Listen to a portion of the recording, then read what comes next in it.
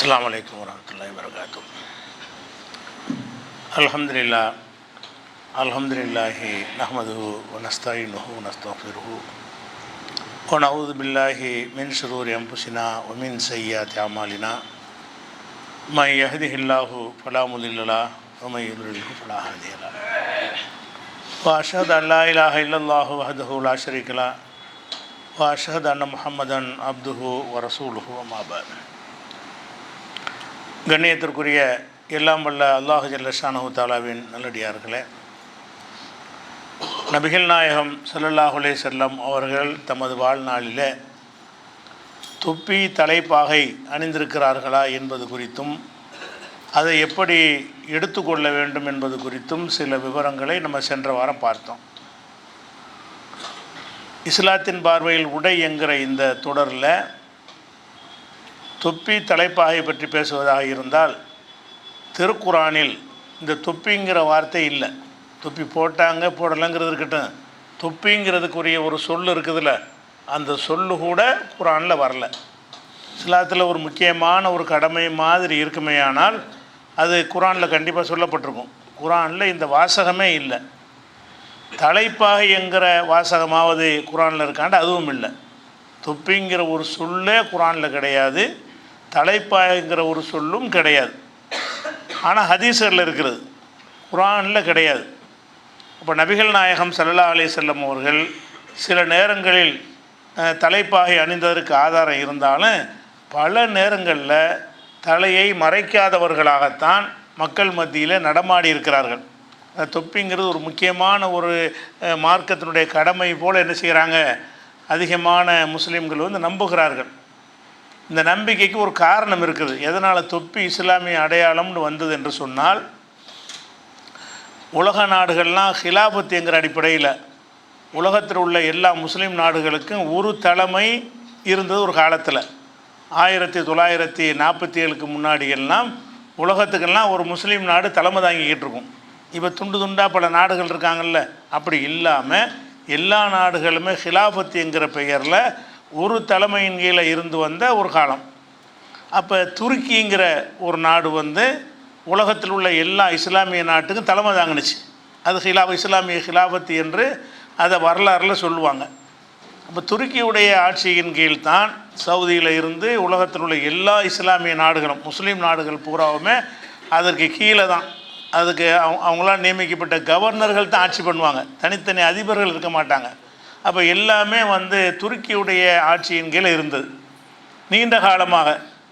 உஸ்மானிய பேரரசும்பாங்க, ஓட்டமோன் பேரரசுன்னு சொல்லுவாங்க இல்லையா, உஸ்மானிய பேரரசுங்கிற ஒரு தலைமையில் அவங்க இருந்தாங்க. அந்த 2ஆம் உலகப் போரில் அவங்க தோற்கடிக்கப்பட்ட பிறகு அந்த ஹிலாஃபத்துங்கிறது ஒரு முடிவுக்கு வந்துருச்சு. இப்போ இந்த துருக்கியர்கள் ஆட்சியில் இருந்த ஒரு காலத்தில் உலகம் பூரா முஸ்லீம்களுக்கு என்ன பேருன்னா துருக்கிக்காரங்கன்னு பேராக போச்சு. ஏன்னா துருக்கியர்கள் இழந்த எல்லா நாடுகளும் இருந்துச்சு. இந்தியா இல்லை, பாகிஸ்தான் இல்லை, ஆனால் முஸ்லீம் நாடுகள்லாம் இருந்தது. முஸ்லீம் நாடுகளெல்லாம் துருக்கியுடைய ஆளுகையில் இருந்த காரணத்தினால முஸ்லீம்களே என்ன சொன்னாங்கன்னா, துருக்கியர்கள், ஒரு நம்ம அரபு நாட்டுக்காரன் இப்போ சொல்கிறாங்கல்ல, அந்த மாதிரி அன்றைக்கு துருக்கியர்கள்னு சொல்லுவாங்க. துருக்கியர்னு சொன்னதனுடைய வார்த்தை தான் துலுக்கர்னு கூட மாறினது. நம்மளை கூட பாரதியார் கவிதையில் கூட என்ன சொல்லுவார்னு கேட்டால், தில்லி துருக்கர் செய்த வழக்கமடி. டில்லியில் உள்ள துருக்கர்கள் தான் நினைஞ்சாங்க அந்த புர்கா போடுறாங்கல்ல, அதை பற்றி பேசும் பொழுது, பெண்ணின் முகமலர் திரையிட்டு மறைத்து வைத்தல் தில்லி துருக்கர் செய்த வழக்கமடின்னு அவர் படிக்கிறார். டெல்லியில் உள்ள துருக்கர்னா துருக்கிக்காரங்க. அப்போ நம்ம என்ன தான் இந்தியாக்காரனாக இருந்தாலும் நம்மளை துருக்கியில் தான் சேர்க்குறாங்க. எதனால் சேர்த்தாங்கன்னு கேட்டால், துருக்கி தான் உலக இஸ்லாத்துக்கெல்லாம் அப்போதைக்கு தலைமையாக இருந்தது. அதே மாதிரி திக்கை வணங்கும் துருக்கர்னு கூட பாரதியார் படிப்பார். திக்குன்னா திசையை வணங்குறாங்க துருக்கர்லாம் அப்படின்னு சொல்லி படிக்கிறார். நம்ம திக்கை வணங்கலை, அவருடைய அறியாமல், பெரிய அறிவாளின்னு சொல்லுவாங்க, சரியான ஒரு மடையராக தான் அவர் வந்திருக்கார். அப்போ திக்கை வணங்கும் துருக்கர் அப்படின்னு சொல்லி நம்மளை பற்றி என்ன செய்கிறாரு, சொல்கிறார். அப்போ இந்த துருக்கருங்கிற பேரை நமக்கு எதுக்காக தர்றாங்கன்னு கேட்டால், துருக்கி எல்லாத்துக்கும் தலைமைங்கிற எந்த காரணத்தினால நமக்கே பேர் என்ன, துருக்கர்ன்ற பேராகி துலுக்கன்னு சொல்கிறாங்கல்ல, துருக்கர் தான் என்னவாச்சு, துலுக்கர்கள்னு மாறினது. அதுபோக இந்த கிலாபத்தை ஒழிக்கிறதுக்காக வேண்டி 1947க்கு முன்னாடி துருக்கியோட யுத்தம் செஞ்சு பிரிட்டிஷ் அரசாங்கம் அவங்கள காலி பண்ணுறதுக்கு யுத்தம் செய்கிற நேரத்தில் இங்கே உள்ள முஸ்லீம்களெல்லாம் என்ன செஞ்சாங்கன்னா பிரிட்டிஷாருக்கு எதிராக இங்கே இயக்கம் நடத்தினாங்க, போராட்டம் பண்ணாங்க. அது கிலாஃபத் இயக்கம்னு பேர். இந்தியாவில் சுதந்திர போராட்ட காலத்தில் ஹிலாஃபத் இயக்கம்ங்கிற பேரில் ஒரு போராட்டம் நடந்துச்சு வெள்ளைக்காரனுக்கு எதிராக. எதுக்காக வேண்டின்னு கேட்டால், எங்கள் சாம்ராஜ்யத்தை நீ அழிக்கிற, துருக்கியில் எங்களுக்குன்னு ஒரு உலகளாவிய ஒரு அரசாங்கம் இருக்கிறது, அதை நீ ஒழிக்கிறதுக்கு நீ பாடுபடுறேன்னு சொல்லி துருக்கியர்களுக்காக வேண்டி நம்ம களம் இறங்க போய் தான் ஹிலாஃபத் இயக்கம் உண்டாகுது. அதுதான் பிறகு சுதந்திர போராட்டமாக ஒட்டுமொத்தமாக வெள்ளைக்காரனை எதிர்க்கணுங்கிறதுக்கு பிறகு மாற்றம் அடைஞ்சிச்சு. அப்போ அதனால என்ன செஞ்சிட்டாங்கன்னா, இங்கே துருக்கிக்காக தான் போராடுறாங்க, துருக்கியில் மாற்றம் ஏற்படுறதுக்காக இங்கே போராடுறாங்கிற நமக்கு துருக்கங்கிற பேர் மேலும் உறுதியாகுது. துருக்கிக்காக தான் நம்ம போராடி இருக்கிறோம் அப்படிங்கிற மாதிரி வந்துருச்சு. அந்த துருக்கியுடைய கலாச்சாரம் என்னென்னு கேட்டால் தொப்பி போடுறது. நல்லா விளைக்கணும். எதனால் இந்த தொப்பி நம்மள்கிட்ட வந்துச்சுன்னு கேட்டால், துருக்கிக்காரர்கள் எப்போதும் தொப்பியோடவே இருப்பார்கள். இப்போ இல்லை, அன்றைய அந்த நேரத்தில். இப்போனா எல்லாம் ரொம்ப ஸ்டைலாக மாறிட்டாங்க. அந்த காலத்தில் அந்த 47க்கு முன்னாடி உள்ள காலங்களில் எல்லாம் போருக்கு போகும்போது கூட ஒரு மரக்கா தொப்பியை மாட்டிக்கிட்டு தான் போய் போருக்கு போவாங்க. துருக்கி தொப்பின்னு அதுக்கு பேர். இந்த தொப்பி எப்படி இருக்கு, தலையை மட்டும் மறைக்காமல் அதுலேருந்து 2 அடி மேலே இருக்கும்படி, அது செவத்தில் போனால் இடிக்கும், நிலையில் இடிக்கும். அந்த மாதிரி அடிப்படையில் போட்டிருந்தார்கள். சில மார்க் அறிஞர்கள் கூட தமிழகத்தில் அந்த துருக்கி தொப்பியை போட்டு கொண்டிருந்தார்கள். பழைய காலத்து மார்க் அறிஞர்களுடைய போட்டாக்கள் எடுத்து பார்த்திங்கன்னா ஒரு தொப்பி போட்டிருப்பாங்க, தொப்பி இவ்வளோ உயரத்துக்கு இருக்கும். அப்போ அந்த தொப்பிக்கு பேர் என்ன, துருக்கி தொப்பின்னு பேர்.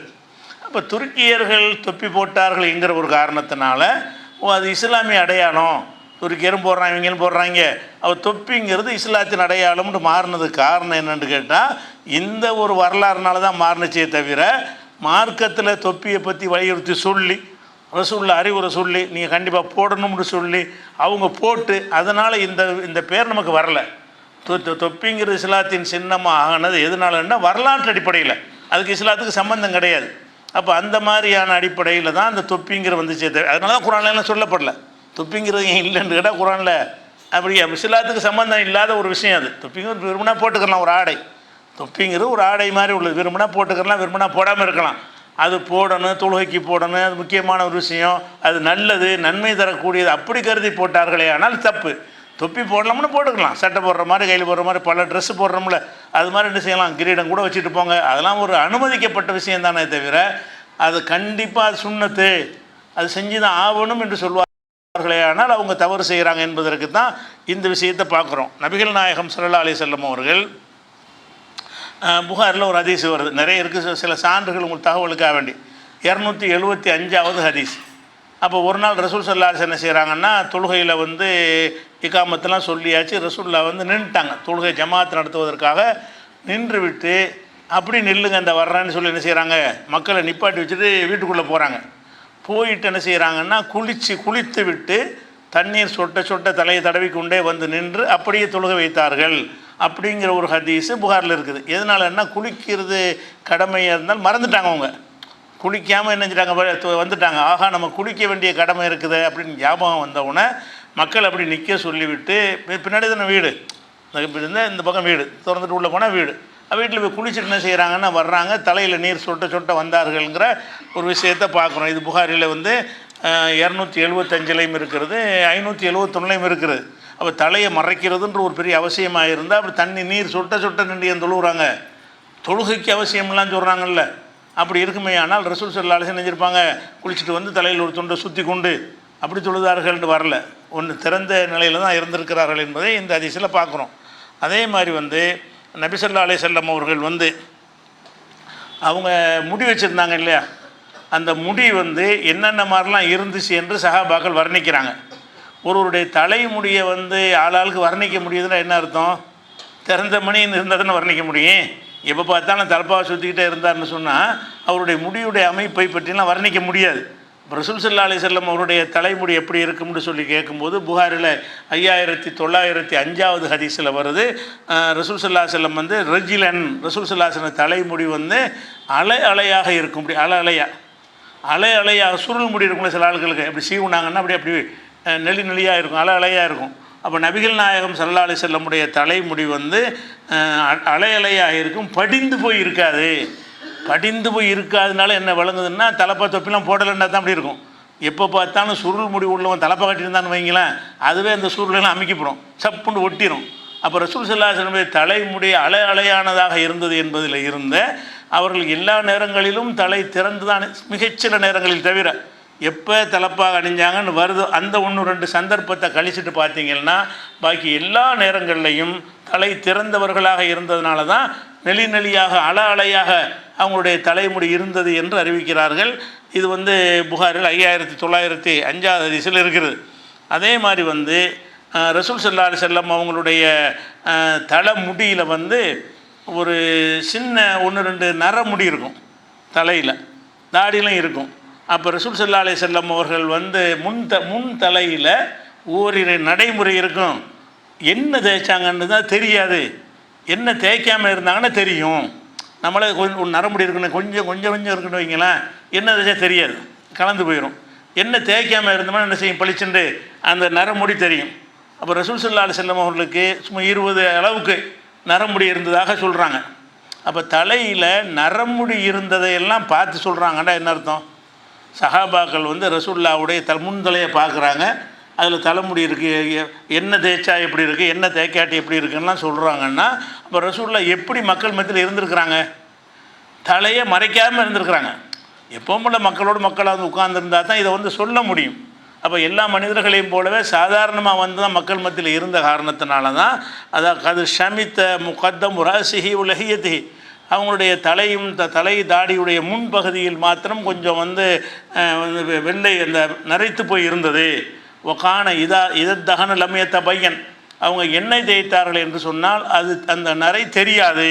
ஒய்தா ஷைத ரசுஹு தபையன, அவங்களுடைய தலைக்கு எண்ணெய் தேய்க்காம விட்டாங்கன்னு சொன்னால் அந்த வெள்ளை முடி தெரியும் என்கிற அளவுக்கு சின்ன அளவில் ரசூல் ஸல்லல்லாஹு அலைஹி வஸல்லம் அவர்களுக்கு நரமுடி இருந்தது என்கிற ஒரு செய்தி முஸ்லீம்ங்கிற உள்ளே இருக்குது. அப்போ இது இதனால் இதை இன்னொரு ஹதீஸில் என்ன வருதுன்னு கேட்டால், ரசூலுல்லாஹ் மரணிக்கும் பொழுது மொத்தமே அவங்க தலையில் 20 நரமுடி இருந்துச்சு உத்தேசமாக என்றாங்க உட்காந்து. அப்போ என்ற அளவுக்கு இருந்தாங்கன்னா என்ன அர்த்தம்?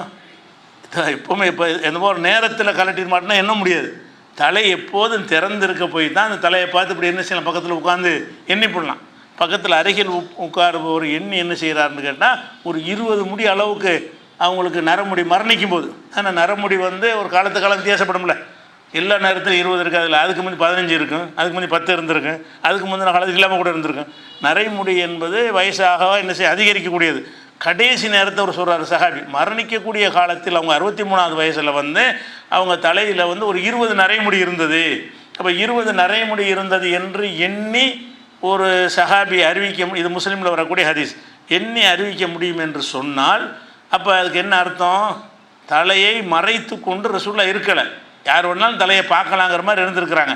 இப்போ தலையை மறைத்தல் என்பது மார்க்கத்தினுடைய தொழுகை அல்லாத ஒரு நேரத்திலேயோ அது மார்க்கத்துடைய ஒரு கடமையில் என்ன செய்யாது வராது என்பதை இதிலேருந்து என்ன செய்கிறோம் தெரிந்து கொள்கிறோம். அதே மாதிரி ரசூல் ஸல்லல்லாஹு அலைஹி வஸல்லம் அவர்கள் தலையை செய்வாங்கள்ல, தலையை வாரும் பொழுது ஆரம்பத்தில் என்ன செய்வாங்கன்னா அந்த மொத்தமாக அப்படி செய்ய விட்டுருவாங்களாம். பிறகு என்ன செஞ்சாங்கன்னு கேட்டால் தலையை 2 பிரித்து இப்படி நடுவகீடு, பொம்பளைங்க வகிடு எடுப்பாங்கள்ல, நடுவகீடு எடுத்து அப்படி ஆரம்பத்தில் முழுசாக சீவி கொள்வார்கள்.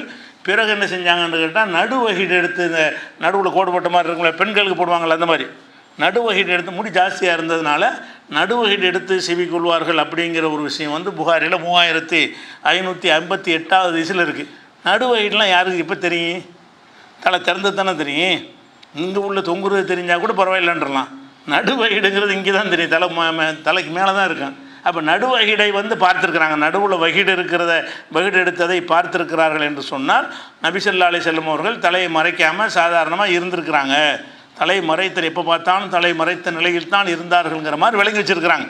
எல்லா நேரமும் தலை மறைத்த நிலையில் தான் ரசூலுல்லாஹ் இருப்பாங்களே தவிர அவங்க தலையை மறைக்காமல் இருந்தது இல்லை அப்படிங்கிற மாதிரி நினைக்கிறாங்களே, தப்பு. இது புகாரில் 3558வது ஹதீஸில் இருக்குது. அதே மாதிரி பல சஹாபாக்கள் ரசூலுல்லாஹ்ட்ட வர்றாங்க. வரும்போது அவங்கள பற்றி வர்ணித்து சில ஹதீஸுகளில் சில விவரங்கள் வருது. அதில் ஒரு விஷயம் என்னென்னு கேட்டால், இந்த வாயில் இப்னு ஹுஜர்னு ஒரு ஆள், இவர் இதில் சனாங்கிற பகுதியில் உள்ள ஒரு ஆள், அவர் அங்கே ஹலரமௌத்துங்கிற ஊரில் உள்ள ஒரு ஆள். அவர் இஸ்லாத்தை ஏற்றுக்கொண்டு ரசூலுல்லாஹ்ட்ட தங்கி அவங்க எப்படி தொழுகிறாங்க போகிறாங்க என்று அறிந்து கொள்வதற்காக மதீனாவுக்கு வர்றாரு. என்னை வந்து என்ன செஞ்சாங்கன்னா, இதே மாதிரி போய் நம்ம ஊரில் தொழுணும்ல, அதை கற்றுக்கிறதுக்காக வந்து என்ன செய்வாங்கன்னா, சில நாட்கள் வந்து தங்கிடுவாங்க. தங்கி ரசூலுல்லாஹ் எப்படி தொழுகிறாங்க, அவங்களுடைய ஆக்டிவிட்டீஸ் எல்லாம் கவனித்துட்டு போய் அதை அப்படியே அவங்க வாழ்க்கையில் கடைப்பிடிப்பாங்க. அதுக்குண்டு வாயில் இப்னு ஹுஜ்ருங்கிறவர் வர்றார். அவர் தான் அந்த விரல் அசைக்கிற ஹதீஸ்லாம் அறிவிக்கிறார். நான் வந்து எப்படி ரசூலுல்லாஹ் தொழுகிறாங்க என்று பார்ப்பதற்காக நான் வந்தேன், அவங்களுக்கு உன்னிப்பாக கவனிச்சுக்கிட்டே இருந்தேன். அவங்க தொழுகையில் அத்தையாத்தில் உட்காந்துன்னு விரல் அசைப்பார்கள்னு ஹதீஸ்லாம் அறிவிக்கிறார்கள். இவர் தான் அறிவிப்பார். இதுக்குன்னே வந்தவர் எதுக்கு வந்திருக்காரு, ரசூலுல்லாஹ்வுடைய தொழுகை முறை ஒவ்வொரு முறை என்னங்கிறத பார்த்துட்டு போய் நம்ம கவுமுல நம்ம சமுதாயத்தில் அதை மக்களுக்கு சொல்லணும் என்பதற்காக வந்தவர் யார், வாயில் இப்னு ஹுஜ்ர். அவர் வந்து ஹலர மௌத்துங்கிற ஒரு பகுதியிலேருந்து வர்றார். அப்போ வந்து என்ன செய்கிறாருன்னு கேட்டால், இவர் வரும்போது எப்படி இருக்குன்னா நிறைய முடியோடு வர்றார். அங்கேருந்து வரும்போது என்ன செய்கிறது, தலைப்புறம் பயங்கரமாக நிறைய முடி வைத்தவராக வருகிறார். அப்போ ரசூல் என்ன செய்கிறாங்கன்னா, துபாப் அதை எடுத்திருப்பாங்கிறாங்க. முடி நிறைய முடியோடு வர்றாரு. அப்போ ரசூல் என்ன செய்கிறாங்கன்னா, துபாப்னா எடுத்துருங்கிறாங்க. எடுத்துருண்டவுடனே இவரை சொல்லலை, வேற ஒரு இதுக்கு சொல்லியிருக்கிறாங்க. இவர் என்ன விளங்கிட்டாருன்னு கேட்டால், நம்மளை தான் முடியை வந்து குறைக்க சொல்கிறாங்கன்னு இவர் விளங்கிட்டு என்ன செய்கிறாருன்னா போய் அவர் மொட்டை அடிச்சுட்டு வர்றாரு. மொட்டை அடிச்சுட்டே வந்துடுறாரு.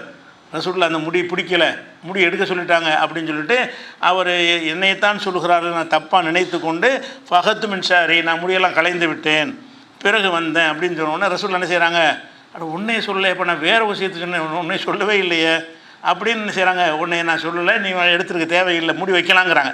அப்போ நிறைஞ்ச முடியோடு ஒருத்தர் வர்றாரு. அப்போ ரசூலுல்லாஹ் வந்து இதே தொப்பி போடல, எதுக்கு என் முன்னாடி வந்து தொப்பி போடாமல் வருவியா, என் முன்னாடி தலைப்பா கட்டாமல் வருவியா, தலையை மறைக்காமல் வருவியான்னு கேட்கல. என்ன செய்கிறாங்க, அவங்க கண்டுக்கிறவே இல்லை. அதை அவராக என்ன செஞ்சிட்டாருன்னா, அது எடுத்துருன்னு சொன்ன வேறு ஏதோ ஒரு விஷயத்தை சொல்லியிருக்கிறாங்க. இவர் என்னை தான் சொல்கிறாங்கன்னு விளங்கிட்டு போய் செஞ்சிட்டார். ரசூலுல்லாஹ் வந்து ஏப்பான்னு கேட்கும்போது, ஆயின்க நான் ஒன்றே நாடலை ஏப்பான்னு வேறு ஒரு ஆளுக்குன்னு சொன்னேன், வேறு ஒரு செய்திக்கு சொல்லியிருக்கிறாங்க. எடுத்துருந்தாங்க, என்னத்திற்கு சொன்னாங்கன்னு தெரியல, வேறு ஒன்றுக்கு சொன்னேன், உனக்கு சொல்லவே இல்லையேனா அதை அப்படிங்கிறாங்க. அப்போ இதில் என்ன, இது நசையில் வரக்கூடிய ஒரு ஹதீஸு. அப்போ வாயில் இப்னு ஹுஜ்ருங்கிற ஒரு சஹாபி நீண்ட முடி உள்ளவராக இருக்கிறாரு, ரசூலுல்லாஹ் முன்னாடி வர்றாரு. அப்போ நீண்ட முடியோடு வருவது வந்து மார்க்கத்தில் தடுக்கப்பட்டது கிடையாது. ரசூலுல்லாஹ் போன்ற ஒரு மத குரு தான் அந்தஸ்தில் இருக்கிறாங்கல்ல, அவங்கள பார்க்க போனால் கூட சும்மா தலையை திறந்துக்கிட்டு போகலாம். அஜர்த்துக்கு முன்னாடி தொப்பி போடணும்னு சொல்லுவாங்களா, நான் அஜர்த்து வர்றேன், ஏன் முன்னாடி தொப்பி போடாமல் இருக்கிறேன்லாம் கேட்பாங்க. அப்போ அந்த மாதிரியான ஒரு கருத்து மக்கள்கிட்ட இருக்குது, அது கிடையாதுங்கிற இதில் வழங்குது. அல்லாஹ்வுடைய ரசூலை பார்க்க வர்றாரு, நிறைய முடி வச்சுக்கிட்டு வர்றாரு. அவராக போய் வந்து எடுத்துகிட்டு வந்தார், அதுன்னு எனக்கு தேவையில்லைப்பா, நீ முடி வச்சுக்கிடலாமே அப்படின்னு சொன்ன ஒரு செய்தி நசையில் நம்ம பார்க்குறோம். அதே மாதிரி வந்து ஜாபிர் அறிவிக்கிறாங்க, இதுவும் நசையில் வரக்கூடிய ஹதீஸ் தான். ரசூல் ஸல்லல்லாஹு அலைஹி வஸல்லம் என்ன செய்கிறாருன்னா, நாங்கள் வந்தோம். அப்போ என்ன செய்கிறாங்கன்னா, ஒரு பரட்ட தலையாக ஒரு மனுஷர் வர்றார். ரசூலுல்லாவை நாங்கள் சந்திப்பதற்கு நாங்கள் வந்தோம். நாங்கள் வந்து ரசூலுல்லாவோட உட்காந்துக்கிட்டு இருக்கும்போது தலை பரட்டைனா என்ன போடாமல் தலையெல்லாம் கிளம்பி இருக்கணும், அந்த மாதிரி ஒரு டைப்பில் பரட்டை தலை மாதிரி ஒருத்தர் வர்றார். அப்போ ரசூல் என்ன செய்கிறாங்கன்னா, அம்மா எஜிது ஹாதா மாயு சக்கின் பிஹி ஷாரஹு, இவர் வந்து தலையை வந்து படிய வைக்கக்கூடிய ஒரு பொருள் இவர் கிடைக்கல, இவருக்கு என்ன கிடைக்கலையாங்கிறாங்க.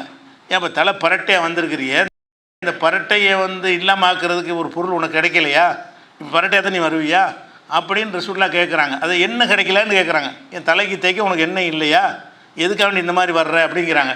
அப்போ பரட்டையாக இருப்பவருக்கு ஏன் தலையை மூடலன்னு கேட்கல, அவர் பரட்டையாக வர்றார். பரட்டைங்கிறது பஞ்சாயத்தே கிடையாது, அது தலை திறந்த நிலையில் வர்றது பஞ்சாயத்தே கிடையாது. எது பஞ்சாயத்துனா, எதுக்கு என்ன தேய்க்காமல் வர்ற, பரட்டையாக இல்லாமல் ஒரு மனுஷனே ஸ்டைலாக அழகாத்தானே இருக்குன்னு, நீ என்னத்துக்கு இந்த மாதிரி வர்ற அப்படிங்கிறதுக்காக ரசூலுல்லாஹ் என்ன செய்கிறாங்கன்னு கேட்டால், அம்மா எஜிது ஹாதா மாயு சக்கின் பிஹி ஷாரஹு, தன்னுடைய தலைமுடியை படிய செய்கிற பொருளை, அதாவது எண்ணெய் போன்றதை இவரை வந்து பெற்றுக்கொள்ளவில்லையா, இவர் கிடைக்கலையா, எதனால் இந்த மாதிரி செய்கிறாரு என்று அவர்கிட்ட கேட்காம அடுத்த ஆள்கிட்ட கேட்குற மாதிரி கேட்குறாங்க. இவருக்கு ஒன்றும் கிடைக்கலையா, எதுக்கு இந்த மாதிரி இருக்கிறாரு, அவர் பார்த்த நல்லா இல்லையே அப்படிங்கிறாங்க.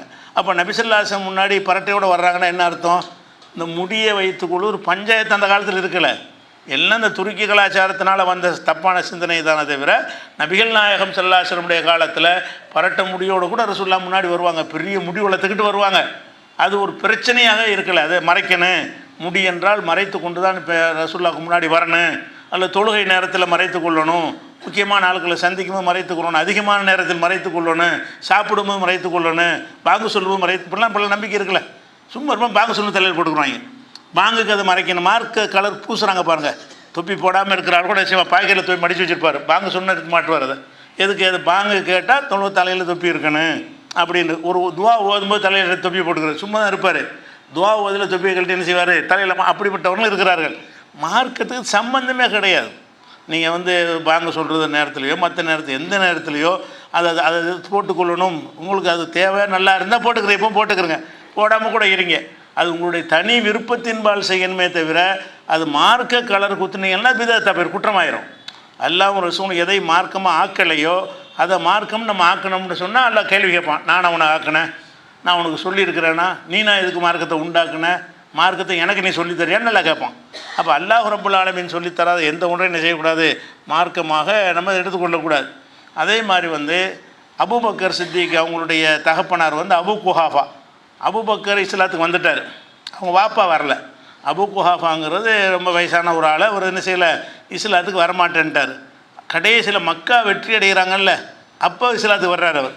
மக்கா வந்தோடனே சரி வரும் அப்படி நிறைய பேர் காத்துக்கிட்டு இருந்தாங்க. ரசூல் ஸல்லல்லாஹு அலைஹி வஸல்லமுடைய கை ஓங்குனா நம்ம இஸ்லாத்துக்கு போயிடுவோம், ஓங்கலைன்னா இப்படி இருந்துக்கிடுவோம். அப்படி சில பேர் எதிர்க்காமல் இவர் ஊரை விட்டு போயிட்டார், ஜெயிச்சு வந்தாருன்னு சொன்னால் நம்மளை சேர்ந்துக்கிடுவோம், இல்லைன்னா நம்ம அப்படி இருப்போம் அப்படிங்கிற மாதிரி ஒரு பெருங்கூட்டமே இருந்தாங்க. மக்காவுலையும் சுற்றுப்பட்ட கிராமத்திலும் இருந்தார்கள்.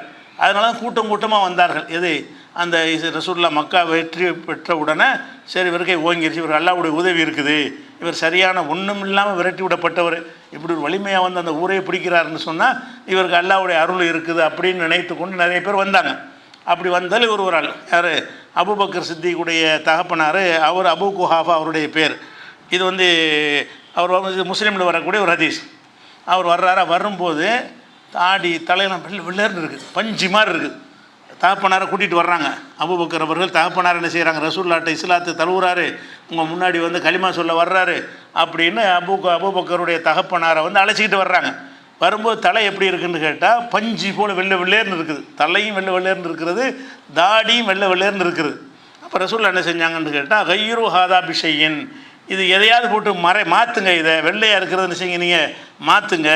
ஒஜித்து நிம்பு சவாத கருப்பை தவிர்த்து, இந்த கருப்பை தவிர்த்து கொள்ளுங்கிற வாசகம் வந்து தவறான வாசகம் என்பதை நம்ம வேறு இடத்துல விளக்கியிருக்கோம். கருப்பும் போடலாம், ஆனால் இந்த ஹதீஸில் கைரு ஹாதா பிஷையின் எதையாவது போட்டு மாற்றுங்கிறாங்க.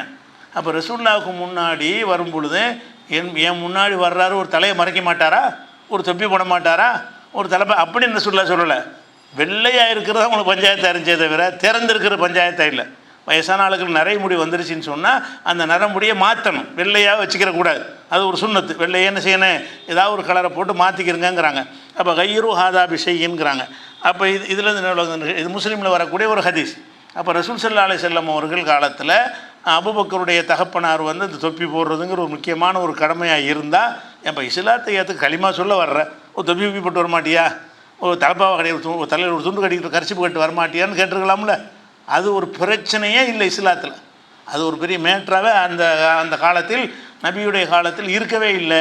அப்படிங்கிறது இருந்து என்ன செய்கிறோம், விளங்கி வச்சுருக்கிறோம். அதே மாதிரி வந்து இது புகாரில் வரக்கூடிய இது வந்து சஹாபியுடைய சொல்லாக இருந்தாலும் இதில் ஒரு ஹதீஸுடைய ஒரு தன்மை இருக்கிறது. அதுக்காக இந்த செய்தியை சொல்கிறேன். இது புகாரில் வரக்கூடிய 352வது செய்தி. என்ன வருதுன்னு கேட்டால், ஜாபிர் என்ன செய்கிறாருன்னு கேட்டால் ஒரு வேட்டியை மட்டும் கட்டி தொழுகிறார். அவர்கிட்ட 2 ஆடை இருக்குது. அதாவது கீழே அணிகிறதுக்கு பேர் வேட்டிம்பாங்க, மேலே அணிகிறதுக்கு பேர் ரிதா, மேலே அடையும்பாங்க. ஒரு வேட்டி மாதிரி துணியை கட்டிக்கிடுவாங்க, இன்னொரு துணியை எடுத்து போத்திக்கிடுவாங்க. இப்படி தான் இருப்பாங்க பெரும்பாலும். இவர் என்ன செய்கிறாருன்னு கேட்டால், இவர் தொழுகை நேரம் வரும்போது மேலே ஒரு துண்டு போட்டுருக்கார், கீழே ஒரு வேட்டியை கட்டிகிட்டு இருக்கிறார். தொழுகை நேரம் வந்தவுடனே மேலே உள்ள துணியை எடுத்து சுருட்டி அதை ஒரு ஸ்டாண்டில் போட்டு என்ன செய்கிறாரு, இருக்கிற ஒரு வேட்டியை மட்டும் மேலே கொஞ்சம் இழுத்து மேலத்தையை கட்டிக்கிட்டு தொழுகிறார். தொழுகிறதுக்கு முன்னாடி 2 ஆடையில் இருக்கிறார். தொழுகை நேரம் வந்தோன்னு என்ன செய்கிறாருன்னா, அந்த இருக்கிற மேலாடையை எடுத்து ஒரு உபரியான ஆடையை எடுத்து வச்சுட்டு இருக்கிற வேஷ்டியவே என்ன செய்கிறார், இடுப்பில் கட்டின வேஷ்டியை கொஞ்சம் ஒசத்தி இங்கே தோளில் கட்டுறாரு, மொத்தமாக அப்படி மறைக்கிற மாதிரி கட்டிக்கிட்டார். அப்படி கட்டி தொழுனோன்னு அப்போ ஒருத்தர் கேட்குறாரு, ஏங்க ஒரு ஆடையில் தொழுவுறீங்க, 2 வச்சுக்கிறீங்கள, 2லையும் தொழ வேண்டியானா, அதுக்கு இருக்கிற ஒன்று கழட்டிப்படி இதுக்காக சரின்னு சொல்லி ஒரு ஆளவர்கிட்ட கேட்குறாரு. துசல்லி ஃபி இஸாரின் வாஹிதின், ஒரே ஒரு ஆடையில் நீங்கள் தொழுவுறீங்களா, ஏன் அப்படி தொழுவுறீங்கன்னு கேட்குறாங்க. அப்போ அவர் செய்கிறார், அவர் ஜாபிர் சொல்கிறாரு, இன்னமா சனகத்து தாளிக்க, இதை வேணும்னு தான் செஞ்சேன். எதுக்கு செஞ்சேன்னு கேட்டால், அலி எரானி அகமக்கும் மிசலுக்க, உன்னை மாதிரி ஒரு மூடர் என்னை பார்க்கணும், உன்னை மாதிரி ஒரு அறிவில் என்னை பார்த்து இந்த கேள்வியை கேட்கணும்னு தான் நான் செஞ்சேன். ஏன்னு கேட்டால் ஐயுனா காணலகு சௌபானி அல அஹதின் நபி ஸல்லல்லாஹு அலைஹி வஸல்லம், ரசூலுல்லாவுடைய காலத்தில் எங்களில் யாருக்கு 2 ஆடை இருந்துச்சு, இன்னும் ஒரு ஆடையை கட்டி துருவலாமான்னு கேள்வி கேட்குற. மொத்தமே ஒரு வேஷ்டி மட்டும்தானப்பா எங்களுக்கு ஆடையாக இருந்துச்சு, இப்போ தான் இந்த 2 ஆடை வச்சுக்கிட்டு இருக்கிறோம். ரசூலுல்லாவுடைய காலத்தில் வந்து எங்களில் யாருக்கு என்ன இல்லை, 2 ஆடையெல்லாம் இருக்குல்ல. ஐயுனா காணலகு சௌபானி அல அஹதின் நபி ஸல்லல்லாஹு அலைஹி வஸல்லம், ரசூலுல்லாவுடைய காலத்தில் எங்களில் யாருக்கு 2 ஆடை இருந்துச்சு. அப்போ ரசூலுல்லாஹ் காலத்தில் ஒரு ஆடை தான் போட்டு தொழுதுட்டு இருக்கிறோம். இந்த செய்திலாம் நீங்கள் மறந்துட்டீங்க. ஆடை நிறைய வந்த பிறகு இப்படி ஒன்று போடணும் அப்படி ஒன்று போடணும் நீங்களாக நினச்சிக்கிட்டீங்க.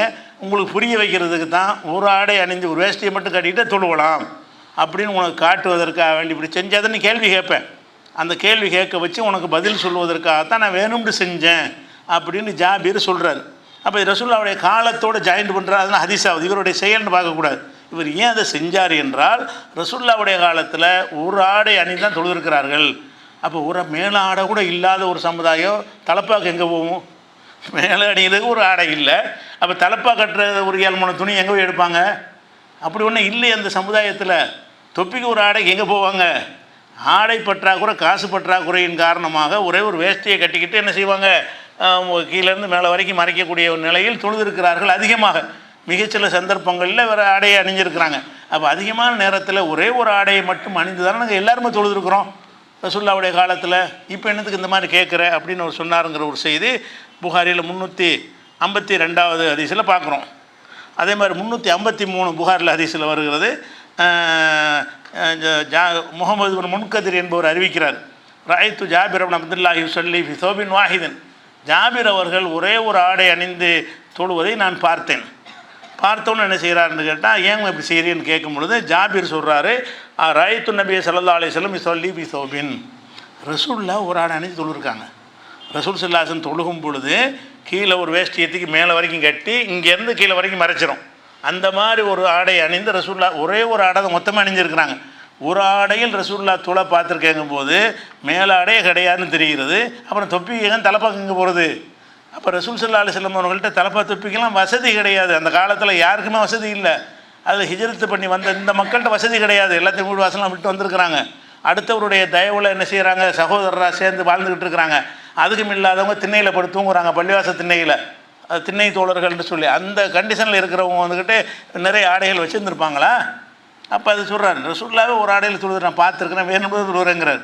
அப்போ இந்த விஷயங்களை மக்களுக்கு சொல்வதற்காக பார்க்க எதுக்கு சொல்கிறோம்னு கேட்டால், நபிகள் நாயகம் ஸல்லல்லாஹு அலைஹி வஸல்லம் அவங்களுடைய காலத்தில் வந்து ஆடைகள் நம்ம நினைக்கிற அளவுக்குலாம் இல்லை. சும்மா ஒரு துணியை போய் கீழே கட்டிக்கிட்டு தொழுவாங்களே தவிர, இப்போ நவீன காலத்தில் இந்த காலத்தில் இருந்து சிந்திக்கிறோமா என்ன செய்கிறது? தொப்பிலே எத்தனை டிசைனுங்கிறீங்க. தொப்பி வந்து 10,000 20,000 தொப்பி இருக்குது. அப்படி ஆகிட்டாங்க. தொப்பிங்கிறது என்னது, அதுவே பெரிய ஆடம்பரமான ஒரு தங்க ஜருகை இழைக்கப்பட்ட வெள்ளி ஜருகை இழைக்கப்பட்ட தொப்பிகள்லாம் மஜாரில் இருக்குது. ஏன்னு கேட்டால் காசு இருக்குது, வாங்கி போடுற தப்பு கிடையாது. நீ தொப்பி போடுவதே குற்றம்னு யார்ட்டையும் சொல்லக்கூடாது. யார்ட்டையும் போயிட்டு தொப்பி தலப்பாக கட்டிட்டு வந்தாருன்னா நீ ஹராம செய்கிறேன் கூடாது. எது தப்புங்கன்னு அதை சுண்ணத்துங்க கூடாது. நீ போடுறியா, நான் விருப்பத்தில் போட்டிருக்கேன்னு சொல்லணும். அடுத்தவனையும் போட சொல்வது, போட்டால் நன்மைன்னு சொல்வது அது மார்க்கத்தில் கிடையாது. நம்ம என்ன செய்யலாம், விரும்பின மாதிரி அணிந்து கொள்ளலாம். இன்றைக்கி எல்லா வசதி தந்திருக்கிறான்னா அது செஞ்சுக்கிடலாம். அதனால் இந்த ஒரு விஷயத்தை விளங்கிக்கிறேன்னு. இன்னும் வந்து அப்போ தொப்பியே ரசூலுல்லாஹ் அணியவே இல்லையா அப்படின்னு கேட்டால், தொப்பி ரசூலுல்லாஹ் அணிந்த மாதிரி சில ஹதீஸ்கள் இருக்குது. அந்த ஹதீஸில் சில பிரச்சனைகளும் இருக்கிறது. அந்த விஷயத்தை இன்ஷா அல்லாஹ் என்ன செய்வோம், நம்ம அடுத்தடுத்த வாரங்களில் பார்க்கலாம். அஸ்ஸலாமு அலைக்கும்.